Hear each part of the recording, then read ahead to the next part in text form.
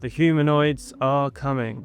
At least that's what it looks like. We are, of course, wary of hype, fake videos, and remote controlling. In July 2025, though, Chinese company Unitree released its cartwheeling, roundhouse-kicking R1 model, an ultralight humanoid available to anyone from a starting price of just $6,000. The R1 is a toy, but the potential is clear and stark. The Walker S2 from UBTech, another Chinese firm, can change its own battery. Norwegian startup 1X is starting to sell its Neo Gamma model, touted as a robot butler. The Helix, made by US company Figure, is not much slower than a human adult at folding towels, packing fridges, and unloading conveyor belts. How many upgrades are we away before the abilities of human workers are surpassed, or at least equalled, by humanoids? Many forms of automation are of course already utilised in factories. They can work faster and around the clock, without lighting, toilet breaks, holiday or sick pay, making it much more efficient to employ. Some automation is even dexterous enough to pick fruit. Wish Farms in the US deploys a model that does the work of 25 people, addressing labour shortages and the ensuing inflation. Artificial intelligence is starting to assist automated machines and humanoids, and of course it is speeding up data processing and computing operations at quite a clip. We should be fantasizing about human liberation from work, or at least a lot less of it, freeing up most of the day for education, creativity, entertainment, leisure, rest, socializing, and so on. Instead, we fear the potential for unprecedented levels of unemployment, which is already very high when underemployment and economic inactivity are taken into account. We are sinking into dystopia when we should be ascending into something we might call utopia, even if such a place is not exactly possible.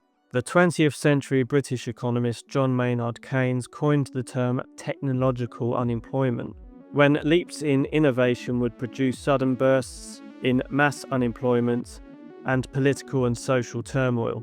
This term obscures the main driver of unemployment, capitalism and the needs of capital accumulation. When more commodities, the goods capitalist companies sell, are produced in greater quantities in less time, their value obviously declines.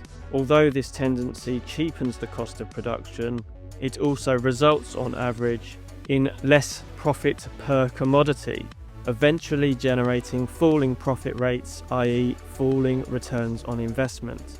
This profitability crisis manifests in rising amounts of surplus money capital that cannot be reinvested profitably, and therefore stagnating capital accumulation.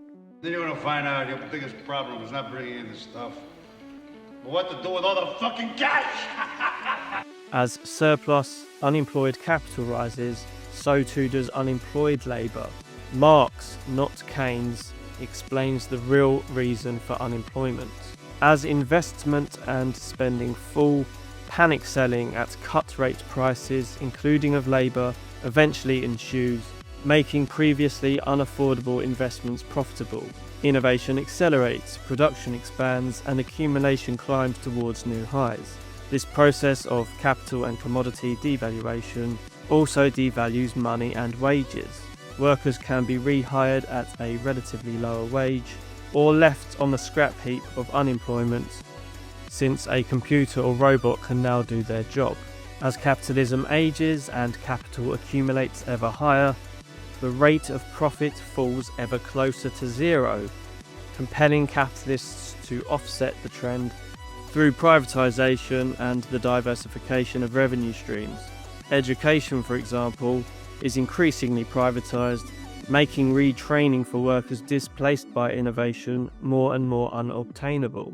Right now, in 2025, surplus capital is sitting at all-time highs, as illustrated by US money market funds, corporate cash piles, gold hoarding, stock market and Bitcoin speculation, and swelling tax havens. When the next recession hits, some of this money will flow back into investment, and as the price of robots continues to fall, more and more workers will find themselves being replaced. The likes of Elon Musk and Sam Altman talk of a future of abundance, but their system, capitalism, cannot handle real abundance because prices would fall so low as to make money obsolete and profit margins non-existent. More and more capitalists then will go bankrupt or cut production rates, introducing more and more artificial scarcity to keep prices high enough to retain profitability. Economically and socially, the automation revolution necessitates a post-capitalist solution. The technology obviously has some way to go in quality and scale, but we are approaching a scenario whereby capitalists have no workers to exploit for profit, and workers have no wages to buy things capitalists need to sell. This framing is a bit of an abstraction, since the capitalists who cannot afford to keep up with cutting-edge innovation will continue to employ human labour, taking advantage though of depressed wages. The rate of innovation in the economy overall is actually tending to slow down. Capitalism, by definition, cannot complete this transition. It has to be completed by capitalism's natural successor, communism, an economy that is commonly owned, which will accelerate the rate of productivity and innovation, since we will no longer have to contend with the barriers of money, profits, unemployment, or surplus capital. As the socialist state takes more and more of the economy under state ownership, we will get closer to enabling actual full employment, meaning we can increasingly share out working time instead of making the disappearing fraction of the employable work longer and longer hours. Everyone displaced by innovation can be retrained free of charge and moved into work with more variety and fewer hours. Capitalism is less and less able to employ people, and so its productivity rates are declining at a time when technology should be taking productivity to unprecedented heights across the economy. With communism, the robots will serve and rehumanize us as we escape the drudgery of capitalist work and the dehumanization of capitalist commodification. Until then, the robots, as expressions of capital, will rule and impoverish us.